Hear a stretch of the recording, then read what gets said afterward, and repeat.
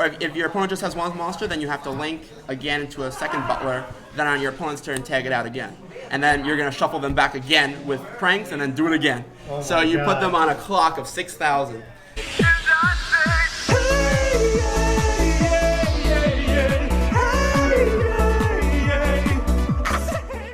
Welcome back to Episode I'm back with 10 time. Henry. What's up, guys? How you doing? I'm doing really well because I got my hands on these, which are literally God's gift to prank kids. Oh, the new card. Yeah, the new card. It's not really just about its effect, it's about what it allows prank kids to do. So it allows you to just make a full combo with one card. So I'm here to show you my deck list and what I do if I just draw like the one card combo, or if I draw a 2-card combo, or 3-card combo, etc. And yeah, let's get into the deck profile. Okay, awesome. Before we get into the deck profile, I want to shout out my sponsor, Bomani Lounge, and also Isaiah and Kyle for helping me with the deck list. We worked on it like 10 hours throughout the course of the week, testing against post Phantom Rage decks. So it's a very comprehensive deck. The ratios and everything is really concrete. So let's go to the main deck. So starting off, we got the Prank Kid Gang. We got 3 Fansies, 3 Dropsies, 3 Lampsies, and 3 Roxies. All of these should be played at 3. I see some people cutting this to 2, which is incorrect. This helps you see your side deck, games 2 or 3. This helps you make Toad.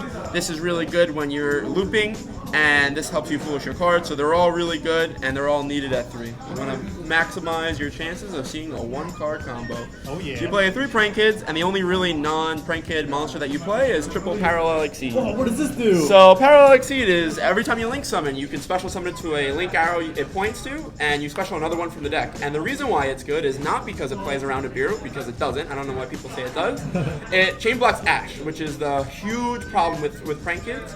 If you don't have a poly in your hand or an extender, you lose to Ash, because they're just going to Ash the first one you activate after you go for the link 1. This, you go, like, say you normal summon Lampsies, you link off into Meow-Meow, and then you link summon, so you can go chain link 1 Lampsies, chain link 2 Parallel Exceed, so they can no longer Ash you. And as long as you resolve that first Prank Kid, it doesn't matter after that. They can Ash whatever they want, and you're still going to have a Battle of Butler on your opponent's turn. So Parallel Exceed chain blocks his Ash, and I play 2 rank 4s in my extra deck that allow me to extend my plays. So I play Dugaris and Baguska, so this is really good because if they gamma you, you can use its effect to bring back the doodle and then tag it out to add back cards from your graveyard that you foolish with Fansies. So this helps you extend. So in a way, Parallel Exceed could be Monster Reborn. And then if you don't get hand trapped, you can go Baguska, which is really good in the meta right now, as well as another interruption. So that's pretty good. Baguska also helps you stall out the game until you draw into one of your power cards, which we'll get into a little bit. For hand traps, I play essentially 6. I play the triple Gamma and the 3 Nibiru in the main deck.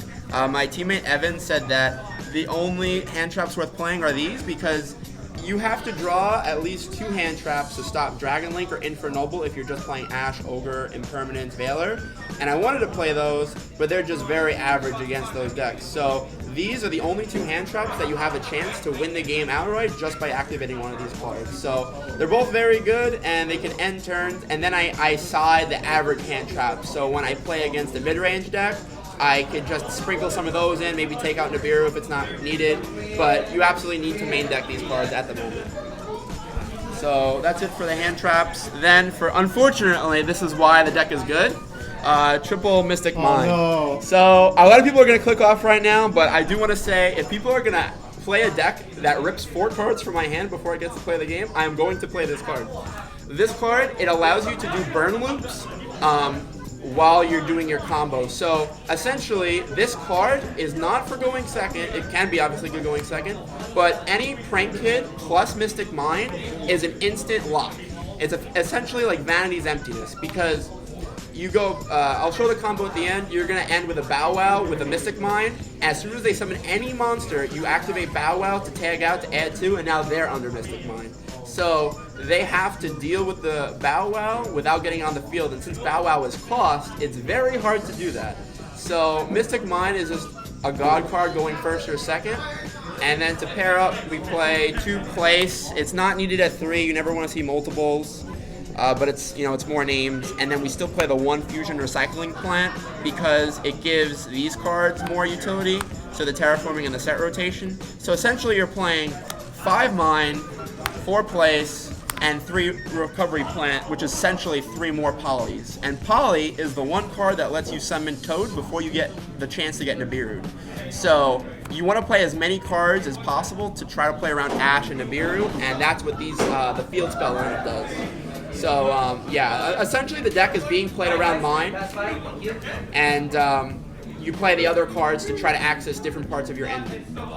So then we play the 3 poly and 2 pandemonium. So you play 5 polys plus 1 terraforming, set rotation, and fusion recycling plant.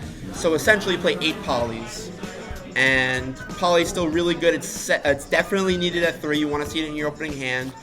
This plus any 2 prank kids that's not dropsies allows you to summon Toad before you get to 5 summons. So Toad will be your 4th summon, and then you tag out to summon the other 2 from your graveyard, and you keep on extending. So Poly is the best extender in the deck outside of Parallel Exceed.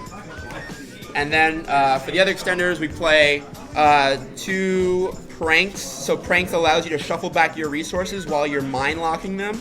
So what you're going to do is you're going to keep on looping Lampsies and Dropsies and keep on burning and gaining life.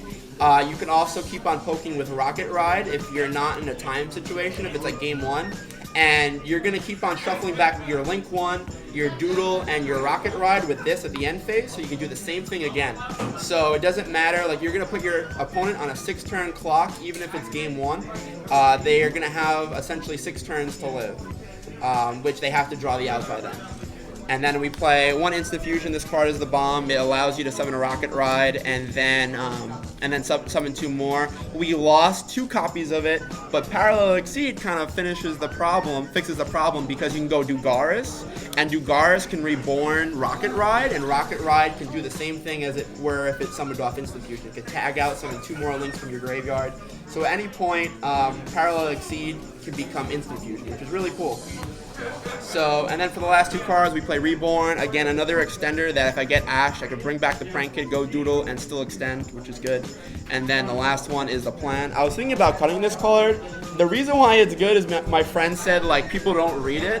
So if they go to crash with, like, a Toad or something, you can use its effect in Graveyard to boost it by attack. And they sometimes lose to a battle phase declaration. So that's kind of fun. I side the Link 4 Prank Kid, so it's only having 1 application in the main deck. But games 2 and 3, if you're playing against like Guru or a back row deck, you can Link summon this card, which quick plays Heavy Storm, and since you have the Link 1 now, you can use it twice per turn, which is cool. So Plan's pretty good. And then for the extra deck, we play the new card. We play Prank Kid, Meow-Meow-Mu.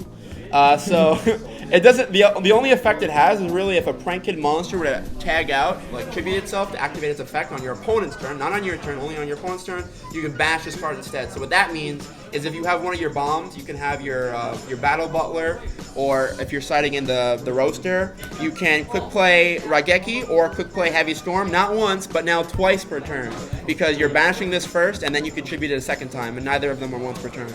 So yeah, that's why that is good. And then we play the 2 Doodle, the 2 Bow Wow for the Prank Kid Link monsters. 2 is definitely needed. Some people go into Doodle first to search. Sometimes I actually go into Bow Wow and then go Doodle and then I go back into Bow Wow.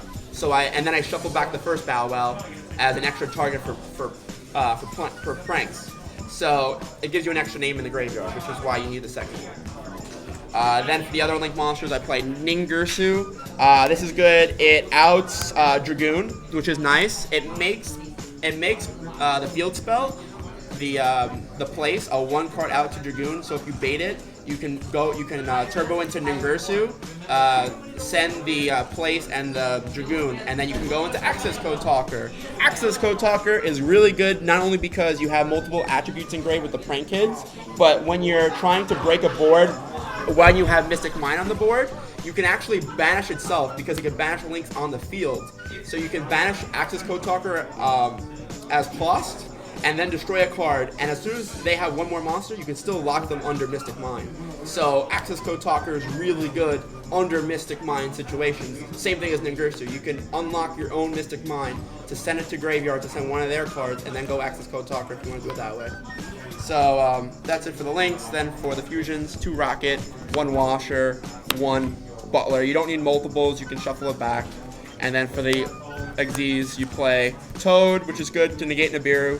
This to extend, again, I mentioned the Rocket Ride instance. You can also make something double attack. You can make like a 6,000 Battle Butler, and then you can make Baguska. Baguska is really good because you can stall until you draw into a Mystic Mine, and then like that's just another like unfortunate thing for your opponent. So that's it for the extra deck. For the side deck, I side 2 extra deck cards. I side the Roaster and the Dweller. It's always better to have utility out of your side deck than it is, or in your extra deck than it is in your main deck. So these are my going first cards. This one for back row, this one for like Eldlick, Dinos, anything like that. I think Baguska is better in general, but sometimes you want to have specified cards for certain decks. Then we have just average hand traps. So we have 3 Valor, 3 Impermanence. These cards are just averagely good against every deck. You already have the high impact cards in your main deck. So if you want to have extra hand traps for Dragon Link and for Noble, you have the option to add them in. But you always want to have the high impact ones in your main deck. And then for traps, we play Evenly, Red Reboot for the back row decks. And then for going first, I play 3 Judgment. Judgment is averagely good. It's really good, especially when you have Mystic Mine. So like when you have Mystic Mine plus a Prank Kid plus a Judgment, that's just Exodia. Like you can't lose that game. So that's it for the deck. So I'm gonna show you a quick combo here.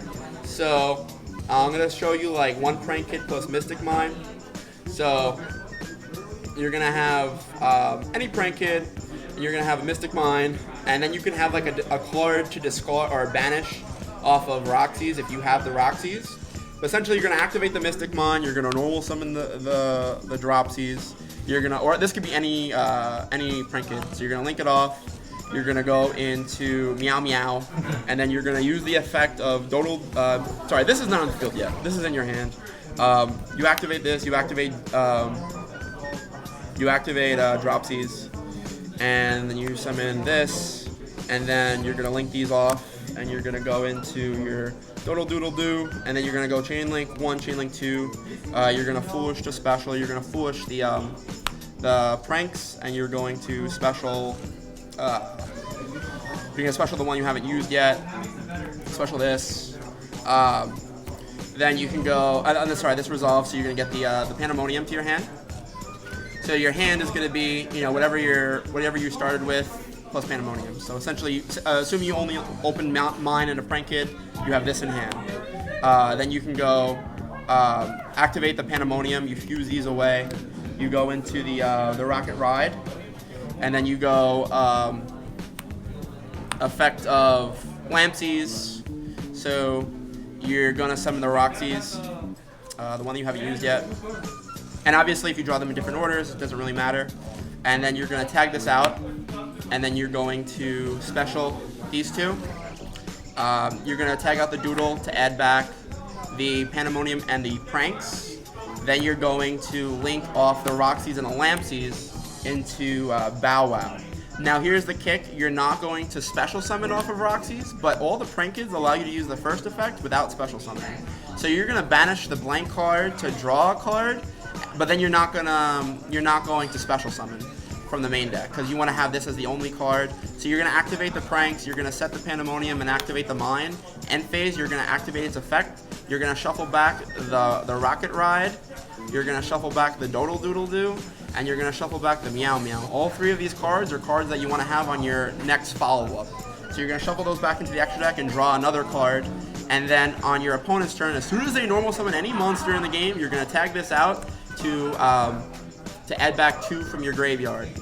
Then they're under Mine. So at that point, then you go on your turn, you're going to normal summon the Dropsies, and you're going to do the same exact thing you did last turn, except this turn, you're going to be able to summon a Rocket Ride, and it's going to be the only monster on the field, because you're going to search in the second Pandemonium, and this has the effect to attack directly.